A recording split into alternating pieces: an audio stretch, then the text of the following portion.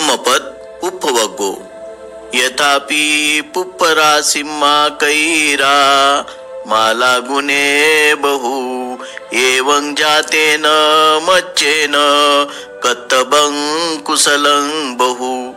ज्याप्रमाणे फुलांच्या राशीतून माळांचे पुष्कळ सर तयार करावेत, त्याप्रमाणे जन्माला आलेल्या मर्त माणसाने पुष्कळ पुण्यकर्मे करावीत। अर्थात बुद्धाला मदत करणाऱ्यांपैकी एक म्हणजे विशाखा। तिने मोठा खर्च करून भिक्षूंसाठी एक विहार उभारला।